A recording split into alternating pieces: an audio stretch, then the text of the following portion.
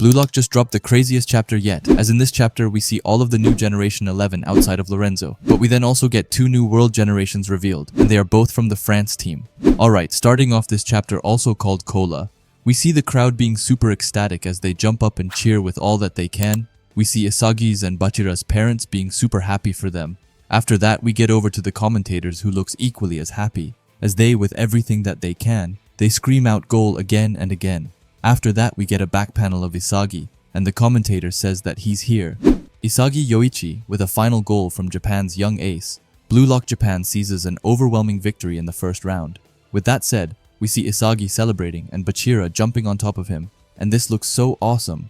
We also have the absolute GOAT Corona on the side who also wants to join in on the fun that they are having. Anyway, Bachira then gets down, and they go and shake hands with each other.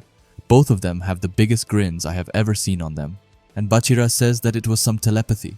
Isagi then says that he is the best and calls him monster. He continues and says that he knew that Bachira would give him that pass. Bachira starts to laugh and says that he is the only one who could pull off that egotistic stunt. After that, Corona jumps with the help of their head, and it looks so fun. Anyway, he tells them that the two of them are super cool, and Isagi laughs and says that it goes for Corona as well. We then see Reichi by the side, who, funnily enough, is talking to the crowd and asking them what they think. As Reichi Jingo kept them at 0 with his defense, he was casually trying to steal the spotlight away, but it's Reichi, so he's forgiven. We then see Rin by the side, who looks at them celebrating, and he looks super annoyed. We then move on to the bench where we spot Baru, who is hiding his face in his jumper. However, he calls this an annoying and shitty game. We then move on to Shidu, who smiles and says that it sure turned him on, which, yeah, sure, great to know. After that, we go back to Isagi, Corona, and Bachira and Corona have built some sort of shark tower, and this is super cute. Isagi laughs as he sees it, but then someone comes by and calls out for him. We see that it's none other than Aiku, who throws him a water bottle and tells him that it was a crazy new technique that he tried out, and he asks Isagi just how much of that he planned out. Isagi catches the water bottle and says that he didn't plan any of it, saying that the last shot was a total ad-lib. He explains that he was expecting Onazi to have an awakening, but he really had no idea until that moment that he would make a shot after that trap. Isagi continues to aura farm as he says that the moment Aiku stopped him, Isagi was suddenly inspired to try and make his own version of that shot. Aiku says that he understands, but in his head, he is totally amazed. He thinks that Isagi is awesome, and that his imagination and inspiration speed are on another level than before. He then smiles and thinks that his egotism could devour Ego's entire plan. We then get back to Isagi, who also has a huge smile on his face as he tells Aiku that he got to test it thanks to him, and thanks him by calling him captain. After that, we get to Bello, who is super frustrated. We then move on to Oboabona, who's just as frustrated and says that they were utterly shut out, and that they were totally obliterated. However, he doesn't get any more screen time as we move over to Kuso, who is breathing deeply, and he thinks that Blue Lock devoured all of it. He looks over to Isagi and thinks that their fire, his own ego, Onazi's evolution, and Isagi were able to draw out that awakening, and that he made it seem like he was gathering data for the Japanese team, but in the end, all of it was exploited to help him grow. He continues to eye Isagi down, who now has a bit of aura around him, and Kuso wonders just how stoic he can be and says that he is out of his mind. After that, he looks kind of mad as he speaks out and says that Isagi is a horrifying soccer machine. We then see Onazi by his side, who overhears this, and he agrees fully with Kuso and calls him horrifying. Onazi then continues and says that he's the most horrifying egotist that they have ever met in their tiny little world. Kuso then starts to look a bit worried and says his name, but Onazi continues and says that Isagi smashed apart that tiny world for them. Hey, it's Natsu mid-editing here, and I just wanted to pause the video to ask you to subscribe if you haven't already, and while you're already down there, why not leave a like as well? Looking over at him and saying that he is the ultimate soccer player. He then thanks Isagi and says that he is glad that he got to meet him here. Isagi then hears it and looks over towards him and asks him if he made a nice memory. Onazi just laughs before telling him to be silent, as he says that this won't end as a memory. After that, he gets an insane aura around himself as he puts out his fist to Isagi and tells him that he will surpass him someday, telling him to just wait and watch. Isagi then gets a huge smile as he hears that, and he meets his fist, and they fist bump. And Isagi admits that this is the egotistical curiosity that he wants to see, and tells Onazi that they should meet again. We also see Kuso by the side, who's just super shocked by all of this. We then get to the U20 German team, and the hotel, where KAISER is looking at the TV, and the commentators say that it's a passionate first bump from both teams' aces, saying that the Japanese team has made an incredible start with this first round sweep. After that, we see KAISER smashing a Coca-Cola can and looking super furious as he tells Isagi to stop smiling. We also see that he has tons of cola cans around him, and in my leak video I was confused by it, but a lot of you were kind enough to help me out and said that his father gifted him a cola can, and that it's his only good memory of him, which I had forgotten somehow. Anyway, we then get a close-up of him as he is pouring the last of his cola can into his mouth, and he says that he is so angry that he can't even drink his cola.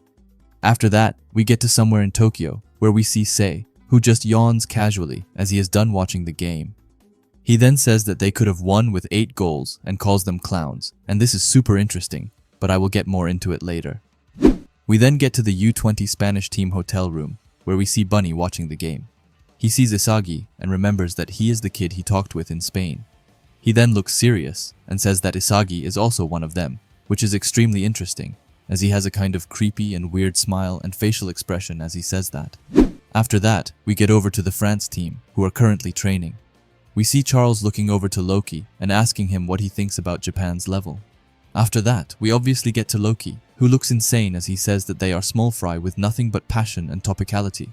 However, what's extremely noteworthy here is that Loki has now been revealed as a new generation World 11, which is super surprising. And I'll be honest and say that I was one of the people who really didn't think that he would be one. But hey, I take the loss on this one. After that, we get back to Charles, who looks super funny as he says that they have guys like Shidu, and that he can't wait to fight against him. And he asks Loki if they are playing Japan in round 2, and Loki then steps up and says that they are.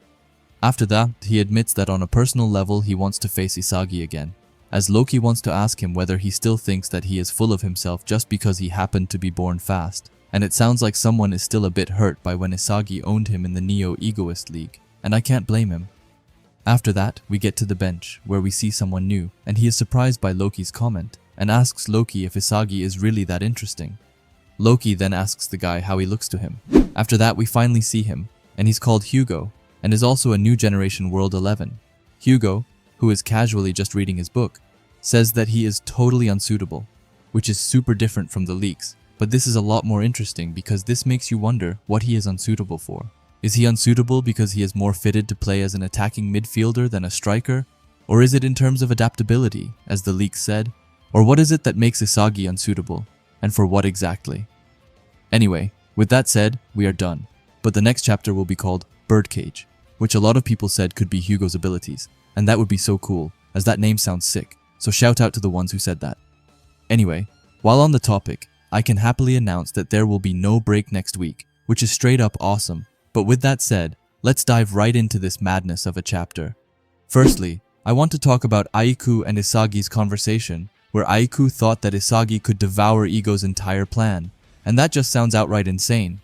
But I wonder what it could truly mean, as it for sure has a deeper meaning in my opinion. And I wonder how Ego will try and not shut down Isagi's ego, obviously, but try to work along with it. Moving on, we get to KAISER, whom I was so happy to see again. I kind of miss seeing Ness. However, KAISER is probably the character that I missed the most in this series, because we went like 100 chapters with him, and then suddenly he was gone. But he is back now, and I wish that we got more sneak peek panels of him like these ones. Now on to something super interesting, and that's Sei. Sei said that they could have won with 8 goals instead of 4. Now, I doubt that Sei is someone who would just randomly say that number out because, he is super calculated and wouldn't do that.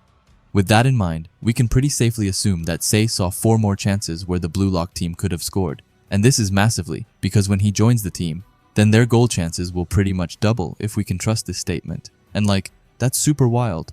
But it also goes to show just how much of a beast he is, and how much he will help with Japan's growth when he joins later.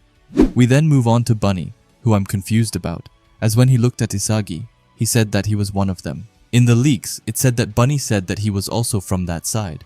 But it's different here, as he specifically says that Isagi is one of them. This makes me believe that Bunny and Isagi are a lot closer than we have previously realized, and I can't wait to see them speak more in their next interactions.